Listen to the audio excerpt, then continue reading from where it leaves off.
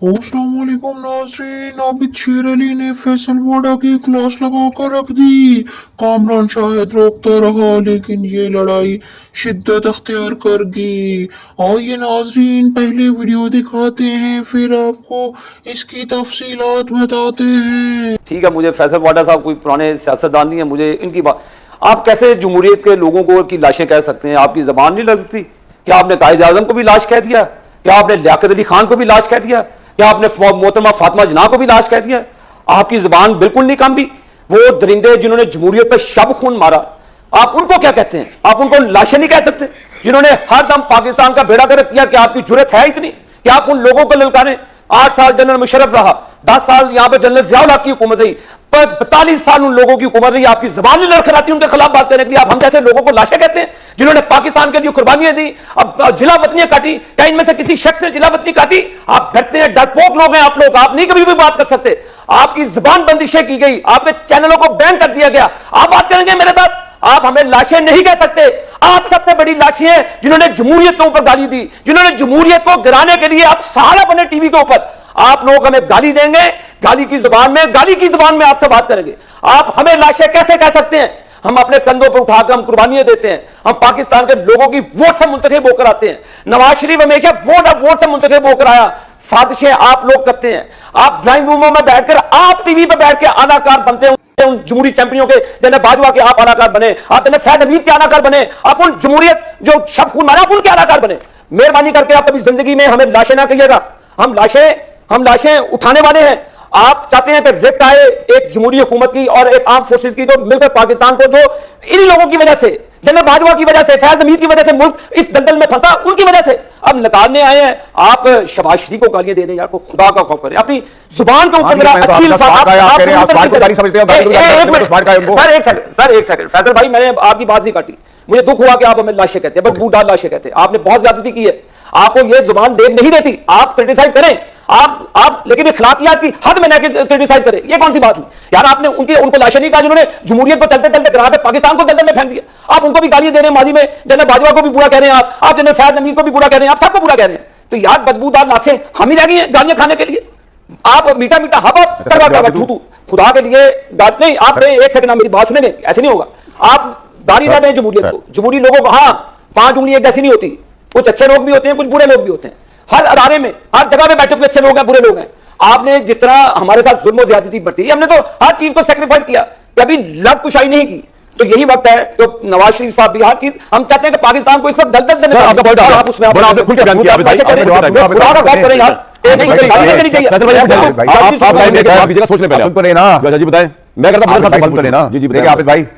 आबिद भाई, हम तो इक़्तिदार में थे जब जनरल फैज हमीद साहब वर्दी में थे, ताकतवर थे, हमने टक्कर उसको भी ली थी। आज भी गलत करेगा टक्कर लेंगे। डिस्क्वालिफिकेशन भी बर्दाश्त की और हम मुल्क से भागे भी नहीं। हम यही मुल्क में बर्दाश्त की, हमने सारी इंक्वायरियां भी बर्दाश्त की, 2 दफा डिस्क्वालीफाई भी हुए, कोर्टों ने भी लदेड़ा, मां भी उस टाइम पे दुनिया से चली गई। हमने टक्कर ली। वर्दी वाले ताकतवर आदमी तो उस वक्त इक़्तिदार में था और मैं भी इक़्तिदार में था और बर्दाश्त भी किया, और हम यहां से नहीं निकले। मैं नहीं निकला इस मुल्क से बाहर, सब कुछ बर्दाश्त करके खड़ा और आज भी वो गलत करेगा, चाहे वो अदालत हो, चाहे वो वर्दी हो, चाहे वो सियासतदान हो। सही के साथ खड़े होंगे और बुरे के खिलाफ जंग लड़ेंगे। हमारा माजी, मेरा माजी बहुत पुराना सियासतदानों का नहीं है, मैं तो मानता हूं ना। मैं वो आदमी हूं जो लिख के लाता हूं और पढ़ता हूं, एक्सटेम्पोर बात करता हूं, वर्दी में भी लड़ाई करना जानता हूं, बर्दाश्त भी करना जानता हूं। और दूसरा है, मेरी फाइलें नहीं है सर, मैंने किसी को माफी नहीं कराई, मैं रवादार किसी का नहीं हूं। मैंने आपको समझाया कि जमहूरी सिस्टम बदबूदार, एक्सपायर्ड है। आज आबिद शेर अली साहब बैठे हुए, वो 50 साल तक हुकूमत नहीं कर सकते। मुझे भी अपनी जगह छोड़नी होगी। हमारे वालिदैन ने भी हमें अपनी जगह दी थी। मेरी मां कब्र में चली गई जिस वक्त मुझ पर जुल्म और बर्बरियत हो रही थी फैज हमीद की तरफ से, पोस्ट की तरफ से।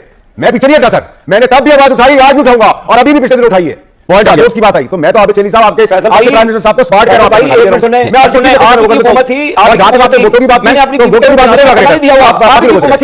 आप ही हुकूमत थी भाई। मैंने अपनी बीवी के जनाजे को कंधा नहीं दिया। हमने कौन कौन सी चीजें नहीं दी, लेकिन आप क्रिटिसाइज करें। लेकिन हमने आपका साथ दिया, जानता नहीं था। सलीम बाडी वाला ने नया केस किया मेरी गवर्नमेंट ने, उसका भी साथ दिया। सर अब आप दो तस्लीम आ जाए। मदर साहब, योर टेक सर। जमहूरियत का मुकदमा लड़ना मुश्किल नहीं है इस मुल्क में, जहां पे जमहूरियत ऐसे ऐसे भेस बदले के हैरान को बंदा रहता है कि यार कौन जमहूरियत पसंद है, कौन नौसरबाज है, कौन असल जमहूरियत पसंद है, कौन नहीं है। सर देखिए कामरान, जमहूरियत की खूबसूरती ये होती है कि आप जमहूरियत को बेशुमार, आप ये भी कह ही रहे हैं ना, जमहूरी लाशें एक जमहूरियत में कह रहे हैं ना आप उसमें। क्या मार्शल्लाह में आप मार्शल्लाह को जो है वो लाशें कह सकते थे? उस वक्त भी आप जमहूरियत ही को बुरा कहते थे। माशाल्लाह जमहूरियत की खूबसूरती यह है कि आप माशाल्लाह में भी जमहूरियत पर तनकीद कर सकते हैं और जमहूरियत में भी जमहूरियत पर तनकीद कर सकते हैं।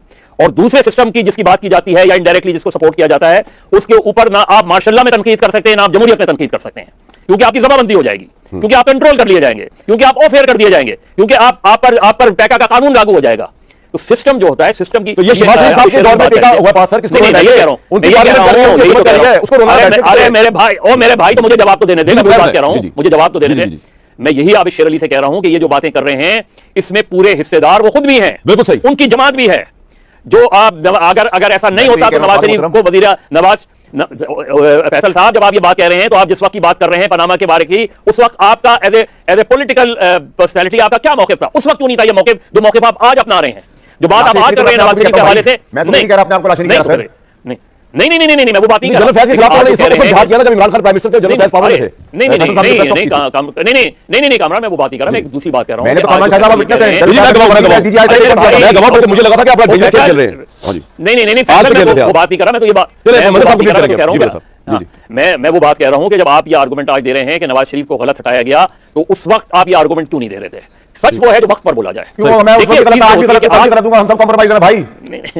नहीं ये ना, चलो अब आबिद शेर अली साहब आप बताइए। आबिद भाई आप इस पार्लियामेंट ने अगर पार्लियामेंट में कह रहे पीका भाई, जिस जनरल बाजवा की आज जो है मुखालफत की जा रही है, उस जनरल बाजवा को एक्सटेंशन किसने दी?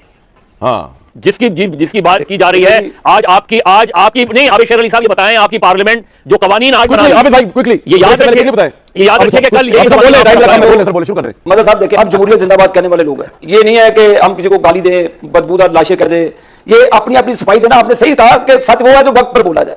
उस सच का क्या फायदा जब क्या कहते हैं, लेकिन एक पॉइंट और है, सारा कुछ ही लूट एक पॉइंट और है जो मैं आप लोगों को बताऊंगा। जो आपका सबसे बड़ा गुनाह है ना, इसका ये है कि ये पॉलिटिशियंस जो है ना, इनके बगैर भी इस मुल्क का सिस्टम चल रहा है।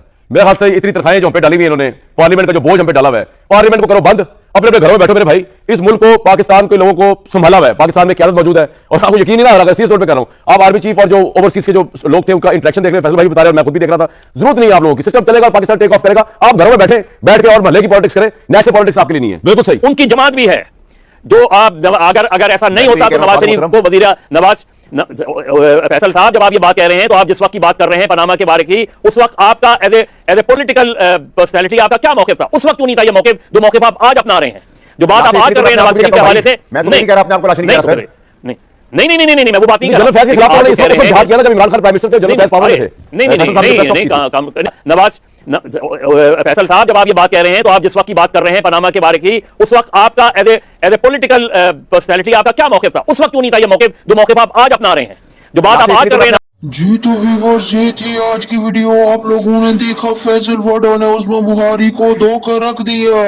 व्यूअर्स, वीडियो के बारे में अपनी राय जरूर दीजिएगा। मिलते हैं अगली वीडियो में, तब तक के लिए अल्लाह हाफिज।